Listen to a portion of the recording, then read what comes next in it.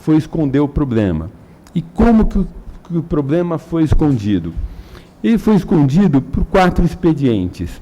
O primeiro expediente foi um programa, seguidos programas de refinanciamento de dívida, os tais refis, seguidos. Depois lançou-se mão de excesso de distribuição de dividendos estatais, além do que era normal pela lucratividade que elas tiveram. Teve um terceiro instrumento, que foi adiantamento de dividendos, que também se usou, que lembra aquelas terríveis operações que o Quércia fazia muito em São Paulo, nos anos 80, de adiantamento de receita, que gerou um problema fiscal imenso. E, finalmente, teve um quarto instrumento, que foram as pedaladas fiscais. Então, com refis, dividendos e excessos, adiantamento de dividendos e pedalada fiscal, no primeiro mandato da presidente Dilma, a gente conseguiu empurrar o problema. Então, eu tenho o superávit primário no primeiro mandato da presidente Dilma, que até não foi tão ruim.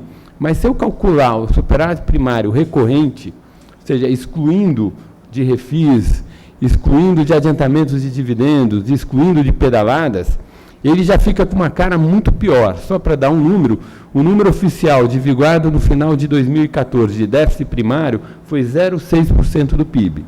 Se eu levar em consideração as pedaladas fiscais, o 0,6 vira 1,5. Então, o problema já estava muito claro a partir de 2011, problema fiscal estrutural. Por quê? Porque a origem do problema fiscal estrutural é um gasto que cresce sistematicamente a uma velocidade que é o dobro do PIB.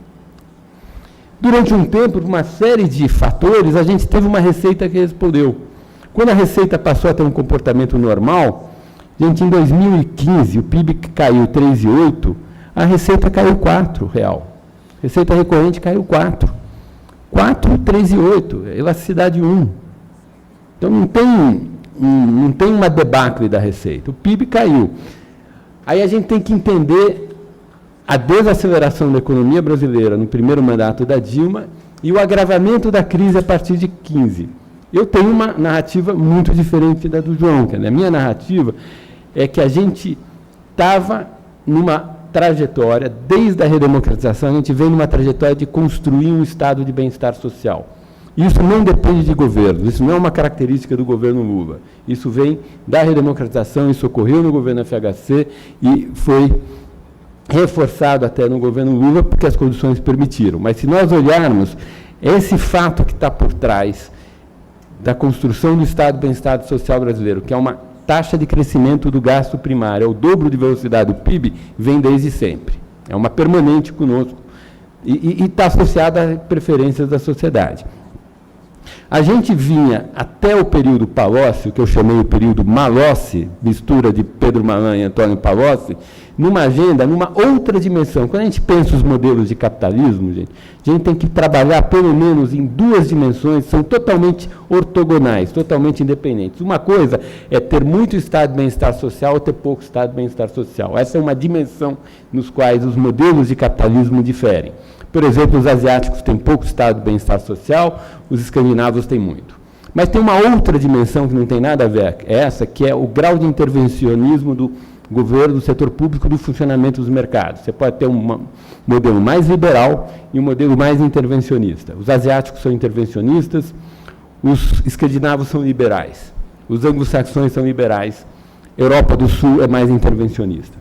Então, são dimensões ortogonais nos modelos de sociedade.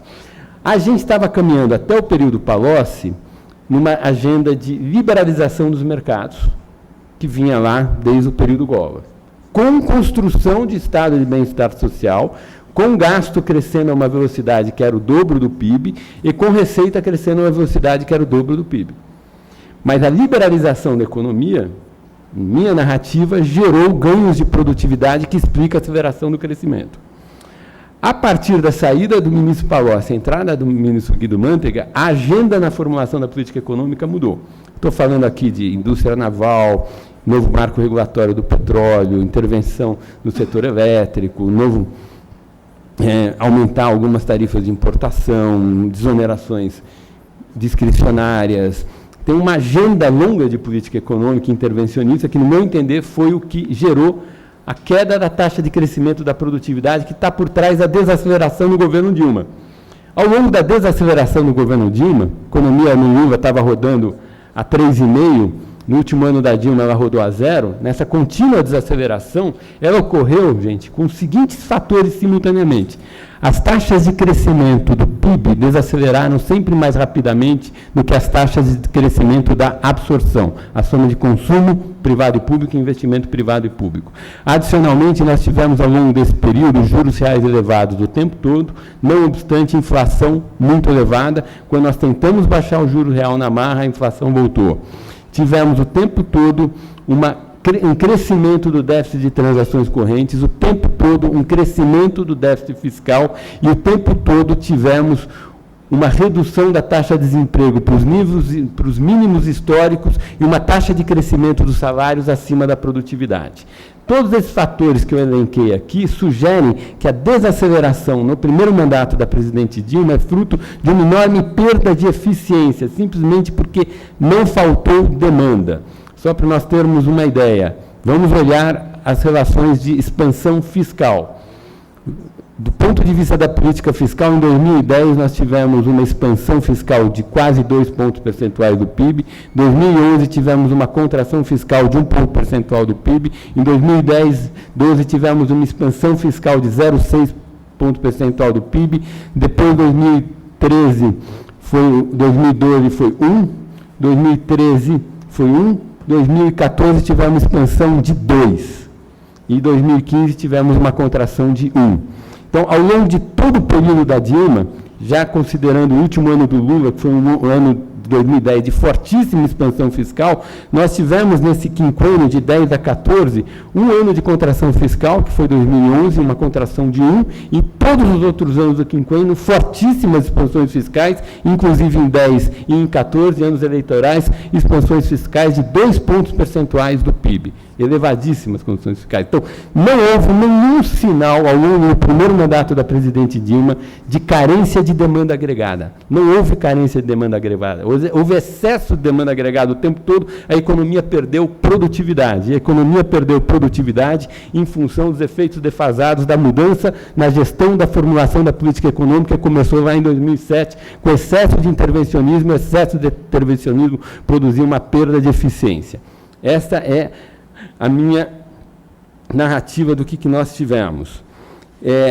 O que produziu o agravamento da crise em 2015? Tem uma tese, que é a tese das pessoas que pensam diferente de mim, uma tese keynesiana de que o austericídio do ministro Joaquim Levy teria produzido o agravamento da crise, os 4 pontos de perda de PIB que houve em 2015. Como eu mencionei, em 2015 houve uma contração fiscal de 1 ponto percentual. Para que essa contração fiscal de 1 ponto percentual explique o agravamento da crise, a gente precisa de um multiplicador fiscal de 4. Não existe nenhuma estimativa. Aliás, a gente precisa de um multiplicador fiscal de 4 contemporâneo, ou seja, um multiplicador fiscal que atue no mesmo ano em que a política fiscal é executada. Ora, os multiplicadores fiscais para o Brasil, eles são números entre 0 e 1, e o pico deles é 18 meses após o início da política, é 1 ano e meio depois. Tem uma defasagem nas políticas. E não tem nenhuma estimativa de multiplicador fiscal brasileiro próximo de 4. Por quê? Porque os multiplicadores fiscais próximos de 4 são estimados para economias que estão na armadilha da liquidez. A gente sabe isso, está na teoria geral, e de fato os fatos mostram isso. Economias como a da periferia da Europa, ou economias como a americana, economias que estão com desemprego aberto, juro nominal 0 e deflação. Agora, a gente tem juro real altíssimo, tem inflação e tem câmbio flutuante. O multiplicador fiscal é máximo em economias com câmbio fixo, desemprego aberto, juros reais muito baixos, nominais zeros e deflação. Não tem nada a ver com a nossa economia. Os nossos multiplicadores fiscais são entre 0 e 1. E pior, no ano anterior a 15, 2014, houve uma expansão fiscal de 2 pontos percentuais. O efeito defasado máximo dessa expansão fiscal de 2 pontos defasados de 14 é em meados de 15, em julho de 15. E o efeito defasado da expansão fiscal de 2 pontos percentuais de 14 sobre julho de 15 é muito maior do que o efeito contemporâneo da contração fiscal de 1 ponto percentual de 15 sobre 15. Então, ou a pessoa tem um modelo minimamente estimado que consegue gerar esses resultados, ou eu não sei de onde que vem isso, porque 15 é um ano de expansão fiscal, se eu levar em consideração os efeitos defasados de 14 sobre 15. E a política fiscal, o grosso dela, de 10 a 14, foi amplamente expansionista. Amplamente expansionista. Então, achar que o país não cresce por causa da política fiscal não faz nenhum sentido quando a política fiscal foi muito expansionista. Então, o que na minha entender, provocou o agravamento da crise? Né? O que provocou? Se eu acho que não foi o austericídio do Joaquim Levy. Já expliquei por meus motivos porque eu penso dessa forma. O agravamento da crise, no meu entender, é a soma de 2 fatores. O primeiro fator, nós tínhamos uma série de programas da nova matriz econômica que eles foram desenhados tendo como hipótese, tendo como suposto que a capacidade financeira do Estado brasileiro é ilimitada.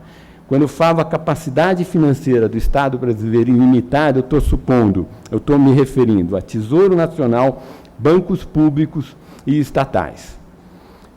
Por que o investimento da Petrobras caiu muito? E nós chegamos ao momento em que o investimento da Petrobras era 10% do investimento total. Então, se de repente a Petrobras tem que investir muito pouco, isso tem um impacto grande sobre o PIB. A gente sabe que o agravamento da crise, se é verdade que a desaceleração nossa foi fruto da perda de eficiência em função dos efeitos defasados, da mudança da formulação da política econômica que houve lá atrás, a gente sabe que o agravamento da crise foi o investimento despencar. E, de fato, esse ano de 2016, o investimento vai ser 25% inferior, 1/4 menor ao investimento de 2013. O investimento despencou. Então, para entender o agravamento da crise, a gente tem que saber por que o investimento despencou. 2 motivos. O primeiro motivo que gera o despencamento, a queda abrupta do investimento, é que uma série de programas da nova matriz econômica, eles tinham como suposto que a capacidade financeira do Estado era limitada. Voltando ao exemplo da Petrobras, que é uma parte importante disso, porque chegou a representar 10% do investimento brasileiro. A Petrobras tinha uma dívida de 100 bilhões de reais, em 2007 e 2008. Produzia 2 milhões de barris de petróleo dia. Hoje ela tem uma dívida de 500 bilhões de reais, ela produz 2,5, 2,7 milhões de barris de petróleo dia. Ela parou de investir porque ela não tem mais dinheiro para investir. Ninguém vai continuar financiando ilimitadamente uma empresa petroleira que está com uma relação dívida-lagida de 5, um incremento na sua produção de petróleo muito pequeno para um endividamento gigante. Ora, uma hora não dá para endividar mais, você para de investir. E isso aconteceu. Os prêmios de risco da Petrobras explodiram, não tinha mais condição, não dá para manter um programa de financiamento, de investimento e de financiamento de uma empresa com esses números. Indústria naval. A indústria naval parou de investir, entrou em crise, simplesmente porque o plano de negócio da indústria naval brasileira requer que nós tenhamos BNDES infinito, financiando a taxas próximas de zero, a Transpetro adquirir fretes a um preço que é 3 ou 4 vezes o produzido no outro lado do mundo. Isso não é um equilíbrio, isso não fica de pé. Quando acaba a capacidade financeira, o investimento despenca. Minha Casa Minha Vida é um programa importante, mas que o desenho do programa requer que o Tesouro tenha uma capacidade limitada de subsidiar a aquisição de casas. Quando o Tesouro ficou sem dinheiro, o programa acabou, uma parte importante do investimento caiu. E assim sucessivamente. O que fez o investimento despencar foi o desenho de inúmeros programas da nova matriz econômica que tinha como suposto uma capacidade financeira ilimitada do Estado brasileiro, e nesse aspecto a nova matriz econômica é muito parecida com o segundo Plano Nacional de Desenvolvimento do governo Geisel. Aquele segundo Plano Nacional de Desenvolvimento ele acabou quando a capacidade financeira esgotou. Quando acabou a capacidade financeira, esgotou, a capacidade de investimento do Estado caiu. É muito parecido o esgotamento dos 2 modelos. O segundo motivo que explica o investimento ter despencado é o reconhecimento que ocorreu mais ou menos entre final de 13 e final de 14, de que nós tínhamos um Tesouro Nacional que não conseguia gerir a sua... A gente tinha uma sociedade que não conseguia gerir o conflito distributivo de forma civilizada. Nós tínhamos uma dívida que crescia como bola de neve e tínhamos uma sociedade, uma política que não conseguia gerir o conflito distributivo de forma civilizada. O que é isso? Nós tínhamos uma política que não conseguia estabelecer atribuições sobre o Estado e base tributária sobre o Estado para que você gerasse uma conta que fechasse.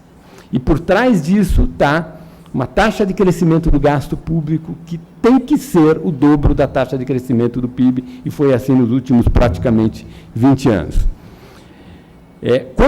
Quando as pessoas reconheceram que eu estava vivendo num país que tinha um tesouro nacional, cuja dívida desse tesouro cresce de forma explosiva, e não há nada que a sociedade consegue fazer para mudar esse estado de coisas, você gera uma enorme incerteza. Por quê? Porque, de alguma forma, a restrição orçamentária do setor público vai ser fechada. Ou por aumento ou por uma enorme rodada de aumento de carga tributária, e aí fica a questão como e sobre quem. Ou a gente bate no muro inflacionário e a inflação volta, e aí desorganiza todo o sistema produtivo. Numa situação como essa, em que a dívida pública cresce em bola de neve, o empresário não tem horizonte de planejamento. É impossível calcular um fluxo de caixa do investimento. Não só é impossível calcular o fluxo de caixa do investimento, mas é impossível achar uma taxa de desconto para trazer valor presente. O investimento cai muito. Então, o esgotamento financeiro de uma série de programas associados à nova matriz econômica, que geraram muito endividamento e geraram pouco retorno, associado com o reconhecimento pelos agentes econômicos que vivíamos numa sociedade que tinha um tesouro cuja dívida pública cresce em bola de neve, no meu entender, explicam por que o investimento despencou e, no meu entender, estão na raiz da crise que a gente vive hoje em dia.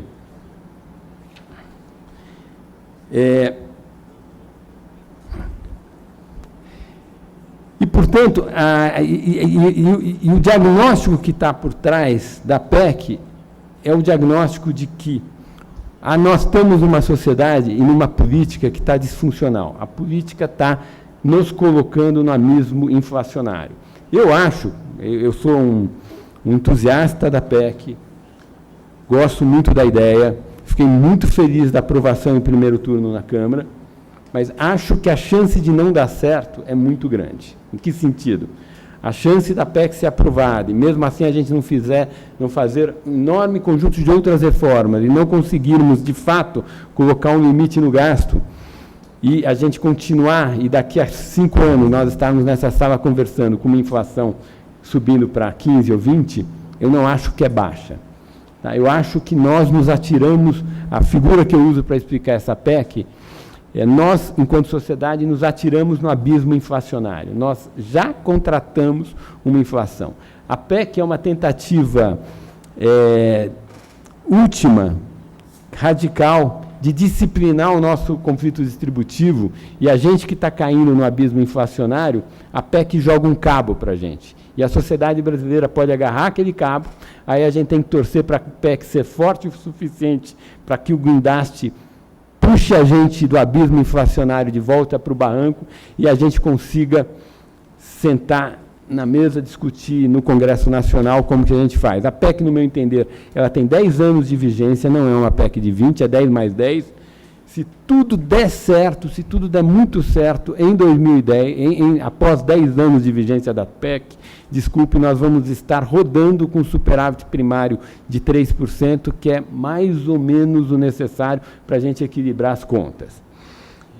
Nos 5 minutos que me resta, deixa eu rapidamente elaborar um pouco como eu vejo a questão dos juros elevados no Brasil. Se nós olharmos nos últimos 20 anos, a taxa real de juros que o governo rodou a sua dívida foi alguma coisa entre 5% e 6%. Tá? Juro básico elevadíssimo. Acho que nenhum lugar do mundo tem um juro tão alto assim. Real. Por que esse juro é tão alto? Tem vários trabalhos que estimam juro real para o Brasil, estimam juro real para outros países da América Latina. a baixa poupança brasileira é capaz de explicar juro real baixo no Brasil. Tá? E aí, de onde vem isso? Mas não tem o princípio da demanda efetiva, que diz que a causalidade é de investimento para poupança? Como que poupança gera juro alto? O ponto é o seguinte, gente, é verdade, eu concordo, Keynes me ensinou isso, e eu não sou um clássico maluco, a causalidade é de investimento para poupança. Isso, desde os anos 30, está absolutamente pacificado, não tem nenhuma questão relativa a este ponto. O que ocorre é que o princípio da demanda efetiva diz que a solução pode ser de 3 formas. Pode ser ou por aumento ou por crescimento econômico, se tiver capacidade ociosa, e aí o crescimento econômico naturalmente gera, simultaneamente ao investimento, vai gerando a poupança que o financie. Se eu tiver alguma restrição de recursos, vai ser por aceleração de inflação. Se eu tiver alguma restrição de recursos, mais economia aberta, pode ser por poupança externa. Meu ponto é que a economia política brasileira, legítima, tem solucionado o conflito distributivo brasileiro sempre por meio da inflação ou por meio do aumento de déficit externo. Um dos motivos que a gente tem permanentemente uma tendência à valorização do câmbio brasileiro é exatamente que quando a gente entra num ciclo de crescimento econômico e o investimento sobe, a poupança doméstica não vai atrás. E aí você tem que ou aguentar uma aceleração da inflação ou aguentar um aumento de poupança externa. Isso ficou muito claro no ciclo de crescimento do governo Lula. A gente saiu de uma taxa de investimento de 13 para uma taxa de investimento de 18, portanto, aumentamos o investimento em 5 pontos percentuais do PIB, saímos de uma taxa de poupança de 15 para uma taxa de poupança de 16, iniciamos o processo lá em 2003 com superávit de transações correntes de 2, em 2008 nós tínhamos um déficit de transações correntes de 2. Por que a poupança não veio atrás quando o crescimento acelerou e a taxa de investimento subiu 5 pontos percentuais do PIB? Porque nós temos uma economia política que neutraliza a maneira como tradicionalmente o princípio da demanda efetiva opera, e essa economia política faz com que a propensão marginal a consumir da renda extra que é gerada com o crescimento econômico seja muito grande. E aí você não gera naturalmente aquele aumento de poupança doméstica que vem do princípio da demanda efetiva, e você tem que fechar a conta ou com inflação, pressionando os juros, ou valorização do câmbio e aumentando a poupança doméstica, a absorção de poupança externa, desculpem. Temos que lembrar contabilidade. A conta de juros é muito salgada, mas ela é bem menos salgada do que a gente imagina. Exemplo, ano passado, 500 bilhões de pagamentos de juros, inflação de 10%. 10% sobre 500, sobre 3 trilhões, que é a dívida, dá 300 bi. Então, dos 500 bilhões de pagamento de juros, 300 bi é a correção monetária da dívida, não é um gasto. Então, os juros reais pagos é salgado, é alto, e é alto porque os juros reais brasileiros são muito altos, e os juros reais brasileiros são muito altos pela forma como opera o princípio da demanda efetiva no Brasil, que mantém uma situação estrutural de taxa de poupança doméstica muito baixa, e pior ainda, uma poupança doméstica que não responde a ciclos de aceleração do crescimento, gera juros muito altos. Esses juros muito altos explicam uma conta salgada, mas a conta é muito menos salgada porque a gente tem que excluir da conta dos juros a inflação paga. Gente, meu tempo acabou. Muito obrigado pela atenção de vocês. Vamos para o debate. Obrigado, Samuel. Bom, nossa dinâmica, a proposta é que a gente faça a abertura para a intervenção dos conselheiros, depois retornamos aos debatedores e a gente vai finalizar com também uma rodada de perguntas dos internautas. Estão chegando questionamentos. O debate está felizmente sendo bem sucedido também na internet. Então, vou abrir conselheiros que queiram se inscrever. Eduardo, pode começar.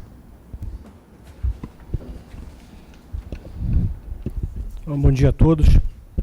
Inicialmente, parabenizar o Conselho Federal pela iniciativa da promoção do debate e pela postura de sempre convidar um ponto e um contraponto com o objetivo até de enriquecer a discussão.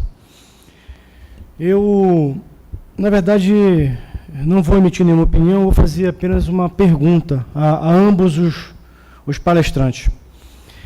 Normalmente nós temos considerado a situação econômica atual como isso é comum, inclusive nos meios de comunicação, nos jornais, como uma crise econômica conjuntural da macroeconomia brasileira. E o que nós percebemos é que também há pelo menos uma leitura muito particular minha, que há uma crise do federalismo fiscal brasileiro. Nós temos recentemente 14 governadores se reuniram em Brasília e colocaram a necessidade de haver uma discussão das finanças públicas estaduais, inclusive se não houver nenhuma iniciativa, muitos ameaçaram entrar em estado de calamidade pública, muitos governadores não estão conseguindo pagar o funcionalismo público, e eu vejo que esse debate está sendo muito travado no campo da macroeconomia. E eu queria ouvir vocês dessa relação, dessa situação econômica atual, macroeconômica, com a questão federativa brasileira, fundamentalmente sobre a ótica do federalismo fiscal. Muito obrigado. Henrique Marinho. Nós vamos fazer rodadas de 3 a cada 3, tá? Henrique.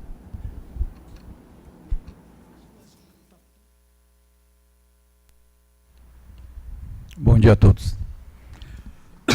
Bom, também iniciar aí dizendo aí que a iniciativa do COFECON sempre é muito boa, excelente a gente estar discutindo isso aqui, porque isso é um assunto extremamente palpitante, a PEC, e as duas palestras aí foram muito boas, por mais que sejam antagônicas, elas sempre vão ao âmago da questão, né, com versões diferentes, mas eu tinha 2 pontos que eu gostaria de fazer uma pergunta a vocês dois, operacional, assim, da PEC independente. Eu acho que todo controle fiscal ele é necessário, não tenho dúvida, né?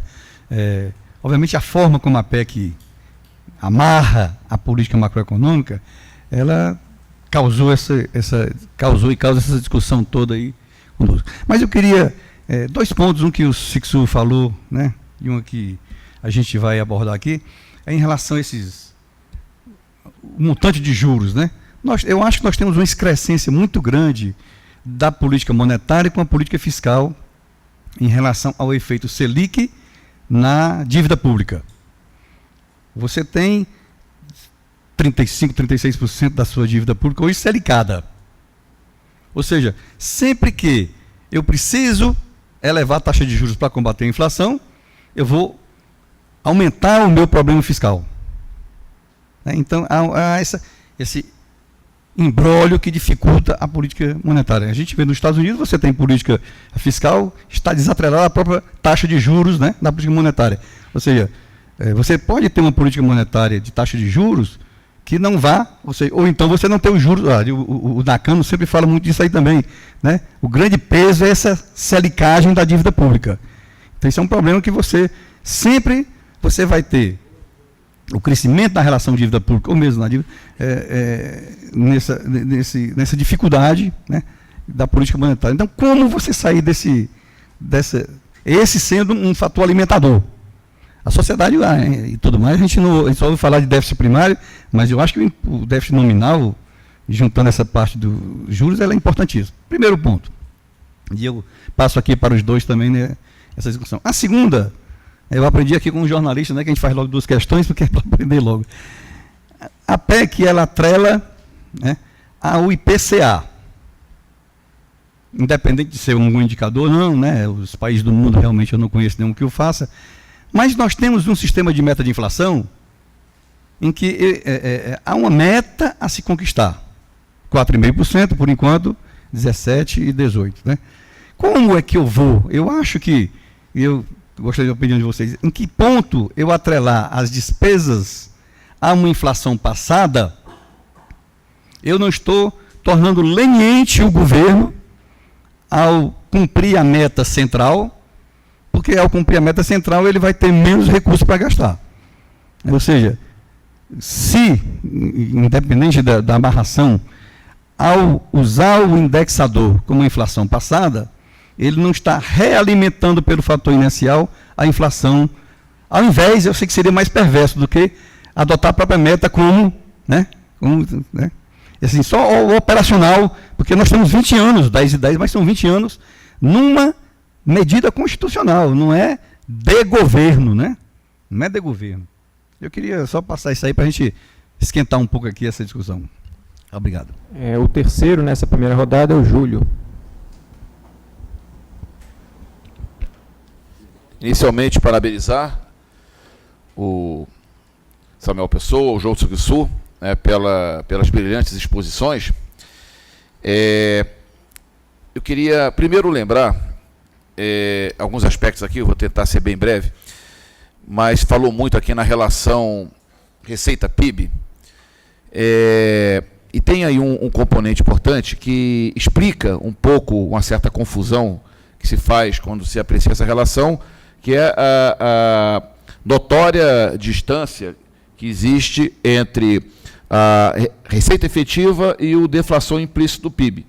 Nos últimos 30 anos, durante 27 anos, o deflação implícito ele andou mais aceleradamente que a própria inflação, né? Então, isso, de alguma forma, permite que aquilo que foi ressaltado aqui nas duas exposições, que os gastos eles andarem acima do PIB, não é tão grave quanto aparentemente, né, parece ser. Esse é um detalhe. Segundo, eu acho que tem um componente político importante nessa discussão, que o governo ele exatamente, não é uma figura abstrata que ele recolhe os recursos e fica com os recursos. Ele distribui. E aí tem, evidentemente, que uma decisão política ao fazer a distribuição. Se a gente imaginar a pirâmide social, essa distribuição se dá para uma parcela da população que está na base da pirâmide, que é a maior, e que precisa muito do Estado. A parcela que está na situação intermediária, podemos citar aqui, a classe média, o ensino universitário, né? Grande parte da população de classe média utiliza, né, as universidades públicas, faz uso das universidades públicas. E tem, né, também o topo da pirâmide, foi citado aqui, né, créditos subsidiados, por exemplo, poderíamos considerar aqui o próprio pagamento de juros da dívida pública, que é direcionado principalmente para aquela parcela de maior nível de renda. E é nessa discussão, né, que, quando a gente fez o debate lá num evento nosso, um simpósio em Natal, e se traduziu, né, num posicionamento em relação à PEC, que eu gostaria de ler aqui um pequeno trecho. Ela diz o seguinte, e aí, inclusive, concordando com o diagnóstico de ambos. A sociedade brasileira fez uma opção em 88, inserindo na Constituição um sistema de seguridade social e de educação pública que naturalmente demanda vultosos recursos. Ambos trataram disso. Foi uma opção feita, né, lá atrás. No atual momento de crise fiscal, não há como atender as crescentes demandas sociais, estou pulando alguns parágrafos, né, mas pegando aqui o centro, sem mexer em nosso modelo tributário, no qual 72% da arrecadação de tributos se dão sobre o consumo, 56%, e sobre a renda do trabalho, 16%, ficando a tributação sobre a renda do capital e a riqueza com apenas 28%, na contramão do restante do mundo. Na média dos países da OCDE, por exemplo, a tributação sobre a renda do capital representa 67% do total de tributos arrecadados, restando apenas 33% sobre o consumo e a renda do trabalho, ao oposto do que acontece no Brasil. Contudo, em lugar desse debate, adota-se um caminho mais fácil, jogando o ônus nos ombros dos mais pobres. Identificando uma suposta e inexistente gastança do setor público, vimos que a despesa, né, ela andou consoante ali, até nos últimos anos teve queda, em particular em relação à despesa com saúde, educação, ciência social, responsabilizando-as pelo aumento do déficit público, omitindo-se as efetivas razões que são, entre elas, de gasto conjunto da dívida pública, né, que é responsável por 80% do déficit nominal. E finaliza, né, chamando a atenção para dados, aqui cita o Fórum Nacional dos Secretários Estaduais de Saúde, né, que estima que a medida seja implementada e no decorrer dos próximos 20 anos, reduzirá em 650 bilhões os recursos do setor de saúde. Tem um estudo feito pelo IPEA que estima até um pouco mais, se não me engano, 714 bilhões, são vários estudos, né? Então, a pergunta que eu faço é, nós estamos somente discutindo o lado da despesa, corte da despesa, mas não se discute aqui o nosso modelo tributário, poderíamos, porque a despesa, eu acredito que elas estão sendo penalizadas, né? Vamos cortar a despesa. E cortar a despesa daquilo que atinge a população que mais precisa do Estado. Mas não se discute como nós podemos incrementar essas receitas, promovendo uma mudança no nosso modelo tributário. Eu queria ouvir os dois palestrantes sobre esse ponto que a nossa nota enfatiza. E Júlio, vamos passar para os dois palestrantes. Pode começar, Samuel. Eduardo, a crise do federalismo, o tema da PEC é tão importante que nem eu nem João discutimos o outro tema dessa reunião, que é o projeto de lei complementar de renegociação da dívida estadual. Esse projeto de lei complementar, eu sou contra ele, eu acho que não tinha que renegociar a dívida. O governador Paulo Artung do Espírito Santo tem a mesma opinião, pelo simples motivo que a dívida dos estados com a União e o pagamento de serviço e o serviço dessa dívida dos estados com a União não está na raiz da crise fiscal dos estados. Então, o que está na raiz da crise fiscal dos estados é um problema seríssimo, que eu não sei como que a gente vai resolver como sociedade, gente, que é o seguinte: os estados, principalmente os estados, concentram o grosso das carreiras do serviço público, que tem aposentadoria especial com 25 anos. São os professores, policiais militares e bombeiros, e acho que tem algumas outras. Nós, até em função da redemocratização, e uma das bandeiras que veio junto com a redemocratização, no meu entender corretamente, foi a profissionalização do Estado brasileiro. A gente começou, em seguir, nos 10 anos posteriormente à redemocratização, nós começamos a profissionalizar o serviço público, o concurso público, e contratamos muito, tanto na União como nos estados. Olha, pega 10 anos, os primeiros 10 anos depois da redemocratização, põe 25 anos e agora. Você conversar com qualquer governador, perguntar para o secretário da Fazenda, para cada olerite de coronel da PM, quantos olerites de coronel na inatividade ele paga, é uma razão de 1 para 20, 1 para 30, para todos os estados. Ora, o problema previdência 1 para 20 ou 1 para 30, para cada coronel da ativa, o Estado, seja São Paulo, Minas Gerais, Espírito Santo, DF, tem 20 ou 30 coronéis inativos. Tá? Essa conta é conhecida. Evidentemente, você contrata um PM por concurso com 25 anos de idade, esse cara se aposenta com 50, vai morrer com 80? Esquece.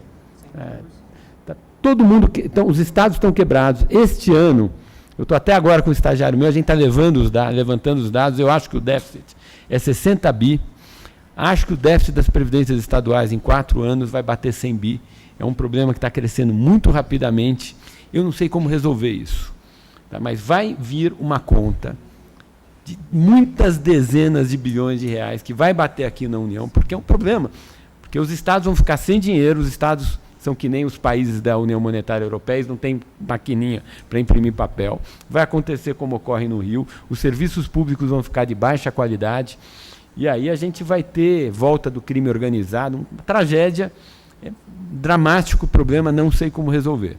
Tá? Tem que fazer uma reforma correndo na Previdência Estadual, vai ter que ter alguma ajuda da União, vai ter que repensar todo o contrato de trabalho do serviço público estadual, uma coisa dramática. Tá? Então, a gente tem um problema fiscal no nível dos estados muito grave e que vai crescer numa velocidade imensa nos próximos 4 anos. Henrique, obrigado pela sua questão. Tem esse pronto, o Yoshiki Nakano sempre fala essa questão da dívida sericada, né? E eu concordo, acho que esse é um ponto que o professor Afonso Pastore, lá nos anos 90, já escrevia bastante, né? E é verdade, quer dizer, o fato da gente ter uma duração da dívida muito mais curta, e o que encurta muito a duração da dívida é uma parte grande da dívida ser sericada, faz com que a potência da política monetária seja menor do que nos Estados Unidos. Porque quando aumenta o juro, ele gera para um monte de gente renda, e isso expande a demanda. Né? No limite, quer dizer, por isso que eu sou tão pessimista, mesmo com a PEC, porque eu acho que a inflação vai cair, mas com os nossos déficits públicos, os nossos problemas fiscais, com a baixa produtividade da nossa economia, eu acho que ela vai cair em 18 e a partir de 19 ela vai voltar a subir, e aí o Banco Central vai cair muito o juro agora, parece que vai cair até 9, sei lá até quando, vai cair bastante o juro nos próximos 12, 14 meses, mas depois ele vai ter que subir. E em 19, quando for iniciar um novo ciclo de alta de juro, ele vai iniciar com uma dívida beirando 90% do PIB, uma duração menor, e a gente vai estar mais próximo da dominância fiscal que nós estamos antes. E aí a gente vai ter que, um momento a gente vai ter que aceitar a inflação. Não vai dar para combater a inflação. Eu acho que a gente se aproxima desse momento, por isso que eu vejo com tanta dramaticidade. Eu vejo os anos 80 voltando. E por isso que eu acho que a gente precisa de coisas dramáticas, duras, como a PEC. Também acho que o melhor indexador seria a meta inflacionária. Se a PEC indexasse o crescimento do gasto primário da União nos próximos 10 anos, a meta inflacionária, acho que isso seria muito melhor, mas acho que politicamente não foi viável. Presidente, o seu ponto do IPCA correr aquém do deflator nos últimos 20 anos, ele ocorreu. Né? E isso, de fato, dá uma folga. Cumulativamente dá uma diferença grande. Dá uma diferença muito grande. Qual é o tamanho da folga? Vamos medir o que a gente está falando. Eu, o tempo todo aqui, disse que o gasto público cresce 6% ao ano acima do PIB. Se eu levar esse descolamento, os 6% vira 4,5%. Tá? Em média, nos últimos 20 anos, tem um descolamento de 1,5 ponto percentual do deflator implícito do PIB sobre IPCA. Lá no IBRE, a gente está fazendo um verdadeiro esforço para tentar entender isso. Ainda essa segunda-feira tivemos uma reunião com o Roberto Olinto, não avançamos muito. Meu colega, economista-chefe da LCA, que também é pesquisador lá do IBRE, está toda segunda-feira conosco, o Braulio Borges, que é um economista espetacular, tem olhado as metodologias com muito cuidado. Aparentemente, porque se a gente pensar, esse descolamento ele aparece, em geral, quando o IBGE divulga a revisão anual. Né? Quando você pega o PIB trimestral, esse descolamento não é muito grande. O descolamento aparece na revisão anual. Então, tem alguma coisa nas pesquisas anuais do IBGE que faz com que, quando ele incorpora as pesquisas anuais e revê o PIB passado, como ele vai fazer mês que vem com o PIB de 14, né, aparece uma diferença, e essa diferença vai para preço, não vai para quantidade. Não sei direito por que isso está acontecendo. Em relação à questão da estrutura de moderação do índice, né? A gente já pensou isso. Olha, o Braulio, que estudou muito isso, ele acha que o PIB real está mal medido. Ele acha que o crescimento real foi maior. Porque poderia ser ponderação, mas a gente não sabe. É possível, a hipótese do Braulio, que é a pessoa que eu conheço que mais se debruçou. O Braulio é um economista, diferentemente da maior parte, ele tem uma paciência de chinês em estudar metodologia de construção de dados. Né? Aquela mortadela, aquela salsicha que ninguém tem paciência de olhar, o Braulio tem. E a pessoa que mais entendeu esse problema, não entender, é ele, e ele acha que o PIB real está subdimensionado. Ele polemizou sobre esse assunto com o Olinto, né? Eles polemizaram, é verdade. Chegaram quase às vias de fato ali. Então, os dois estiveram presentes. Segunda-feira a gente viu lá o pugilato. Eu confesso que fiquei assistindo com a maior atenção, não consegui entender. Os argumentos do Braulio me parecem muito consistentes. Aparentemente, o PIB real está medido abaixo do 1,5, mas, gente, não sei, mas de fato, esse fato que você levantou aqui alivia o problema. O que é 6 no passado, se eu deflacionar pelo deflator, não é 6, é 4,5. Acho que a coisa importante, a pergunta importante que você me fez, que é uma pergunta importante que todo mundo faz, que é por que a gente não inicia o ajuste fiscal pelo lado da receita? Por que a gente não faz isso? Por que a gente inicia o ajuste fiscal pelo lado da despesa? Minha resposta para essa pergunta é porque o desequilíbrio está na despesa. É a despesa que nos últimos 20 anos cresceu sistematicamente além do PIB, mesmo levando em conta essa questão deflator.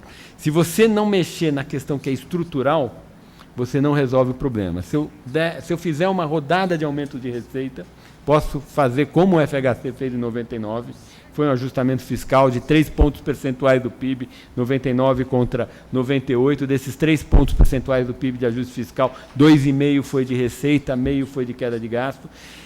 Daqui a 2, 3 anos, se eu fizer uma nova rodada de aumento de carga tributária, eu vou estar onde eu estou hoje. E o país não sai do lugar.